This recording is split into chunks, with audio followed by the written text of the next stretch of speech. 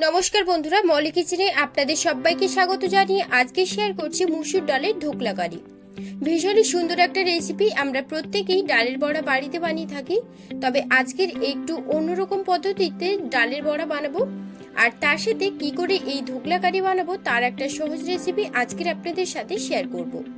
নিরামিষ দিনে এইরকম ঢোকলা কারি রেসিপি বানিয়ে দেখবেন, খেতে কিন্তু ভীষণ সুন্দর লাগবে। ভিডিওটা আপনারা শেষ পর্যন্ত দেখুন, আশা করব আপনাদেরও ভীষণ ভালো লাগবে। আজকের আমার এই রেসিপিটা যদি আপনাদের কাছে ভালো লেগে থাকে তাহলে লাইক করে দেবেন, এবং পরবর্তী ভিডিওগুলো সবার আগে পাওয়ার জন্য চ্যানেলটিকে সাবস্ক্রাইব করে অল অপশনে ক্লিক করে রাখবেন। তো ডালের ঢোকলা কারি রেসিপিটা দেখার জন্য চলুন এখন রেসিপিতে চলে যাই। মসুর ডালের ঢোকলা বানাবার জন্য মসুর ডাল তো অবশ্যই লাগছে। আগের দিন রাত্রে 150 গ্রাম ডাল ভিজিয়ে রেখেছিলাম। এখন এই ডালটাকে মিহি একটা পেস্ট বানিয়ে নিতে হবে। ডালটা কিন্তু একদম মিহি করেই বাটতে হবে, দানা দানা ভাব থাকলে কিন্তু হবে না, সেজন্য খুব ভালো করে বেটে নিতে হবে। এরপর এখানে কিছু আলু কেটে নিয়েছি। এখানে 3 পিস মিডিয়াম সাইজের আলু নিয়েছি, আর একটা আলু থেকে 8 ভাগে ভাগ করে নিয়েছি। এদিকে মুসুর ডালটাকে ভালো করে বেটে নিয়েছি। এরপর বেটে রাখা মুসুর ডালের মধ্যে হাফ চা চামচ বেকিং পাউডার আর স্বাদ মতো লবণ দিয়ে ভালো করে ফেটিয়ে নিচ্ছি। এইভাবে ডালটাকে ফেটাতে হবে, তাহলে ডালের বড়াগুলো সফট হবে। তার সাথে বড়াগুলো ভাজার পর তেলে ভেতরের অংশটা জালি জালি ভাব আসবে। তো 10 মিনিটের মতন ভালো করে ফেটিয়ে নিয়েছিলাম। এরপর এখানে একটা বাটিতে 1 বাটি জল নিয়েছি। ফেটানোর পর সামান্য ডালের মিশ্রণটা জলের ওপর দিলে ডালটা যদি জলের ওপর ভেসে ওঠে তাহলে বুঝতে হবে ডালটা কিন্তু ভালোভাবে ফেটানো হয়েছে। আর যদি ডালটা ফেটানোর পরেও জল দিলে নিচে পড়ে যায় তাহলে কিন্তু ডালটা আরো ভালো করে ফেটাতে হবে। আপনারা এখানে চাইলে বেকিং সোডা না দিয়েও করতে পারেন, তবে সেক্ষেত্রে বেশ কিছুক্ষণ ধরে কিন্তু আপনাকে ফেটিয়ে নিতে হবে ডালটাকে। এখন কড়াইতে কিছুটা তেল দিয়ে দিলাম, সর্ষের তেলই দিলাম, এতে করে এই নিরামিষ রান্নার টেস্টটা কিন্তু ভালো আসে। এখন ছোট ছোট করে বড়াগুলোকে দিয়ে ভেজে নেব। এই সময় ফ্লেমটাকে মিডিয়ামে রেখে সমস্ত বড়াগুলোকে ভেজে নিচ্ছি।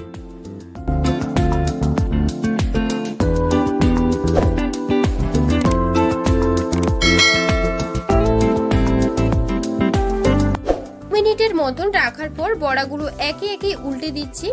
বড়াগুলো ভাজতে বেশি সময় কিন্তু লাগে না, 2 থেকে 3 মিনিটের মধ্যে কিন্তু বড়াগুলো ভাজা হয়ে যায়।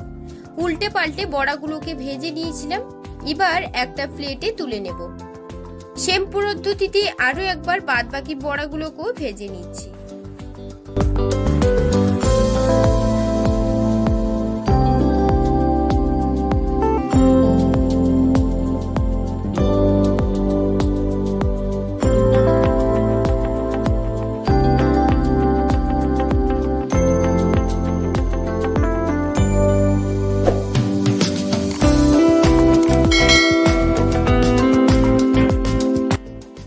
কড়াইতে বেশ কিছুটা সর্ষের তেল দিয়ে দিলাম।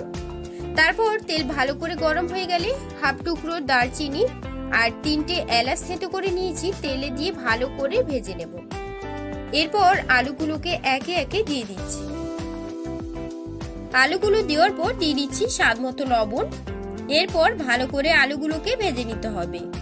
ঢাকা দিয়ে প্রায় 3 থেকে 4 মিনিট রেখে দিয়েছিলাম। এরপর ঢাকনা খুলে ভেজে নিয়েছি। এবার তুলে নেব। এরপর ওই একই তেলে 2টো তেজপাতা, 5 ফোড়ন দিয়ে ভালো করে ভেজে নিয়ে দিয়ে দেব হলুদ। তারপর দিচ্ছি আদা বাটা। আদা বাটাটাকে দিয়ে ভালো করে ভেজে নেব। তেলে দেওয়ার পর আদা কিন্তু ছিটকোতে থাকে, সেজন্য আমি সামান্য হলুদ দিয়ে আদা বাটাটাকে দিয়েছি। এতে করে আদা কিন্তু আর ছিটকবে না। এই টিপসটা আপনারা চাইলে ফলো করে দেখতে পারেন। ভালো করে ভেজে নিয়েছি। এরপর 2টো মিডিয়াম সাইজের টমেটো পেস্ট করে নিয়েছি, এখন দিয়ে দিচ্ছি। ভিডিওটা শেষ পর্যন্ত দেখবেন। এরপর দিয়ে দেব হলুদ গুঁড়ো, কাশ্মীরি লঙ্কার গুঁড়ো, জিরে গুঁড়ো, লবণ আর সামান্য জল দিয়ে ভালো করে মশলাটাকে কষিয়ে নেব। এখন ফ্লেমটাকে লোতে রেখে ঢাকা দিয়ে 5 মিনিট রেখে দেব। 5 মিনিট পর ঢাকনাটা খুলে নিলাম। এরপর মশলাটা কিছুক্ষণ নাড়াচাড়া করে নিয়ে দিয়ে দেব ভেজে রাখা আলু। আলু দিয়ে মশলার সাথে ভালো করে কষিয়ে নিতে হবে। 4 থেকে 5 মিনিটের মতন আলুটাকে ভালো করে কষিয়ে নিতে হবে। তো 5 মিনিটের মতন গ্যাসের ফ্লেমটাকে লোতে রেখে জল দিয়ে আরো কিছুক্ষণ ঢাকা দিয়ে কষিয়ে নেব।